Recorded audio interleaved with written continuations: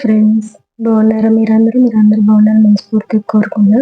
నేను చాలా బాగున్నాను ఫ్రెండ్స్. ఈరోజైతే బొండ కాకరకాయ చేస్తున్నాను. కొంచెం వాటర్లో ఉప్పేసేసి బాగా కడిగేసుకొని కట్ చేసుకొని పెట్టుకోవాలి. కొన్ని ఆనియన్స్ కట్ చేసుకొని ఆయిల్ పోసుకొని వేసేసుకొని ఎండుమిర్చి, జీలకర్ర ఇవన్నీ వేసేసుకొని బాగా కలుపుకోవాలండి. వీడియోలో చూపిస్తున్నట్టు ఇట్లా. తర్వాత అల్లం వెల్లుల్లి పేస్ట్ కొంచెం కరివేపాకు వేసేసి బాగా కలుపుకోవాలి. ఆనియన్స్ కొంచెం వేగిన తర్వాత ఈ కట్ చేసుకుని బొండ కాకరకాయ వేసి బాగా కలుపుకోవాలి. కొంచెం పసుపు కూడా వేసేసుకోవాలి ఫ్రెండ్స్. ఇట్లా మొత్తం ఆయిల్లో కలిసిందాక వేపుకోవాలి.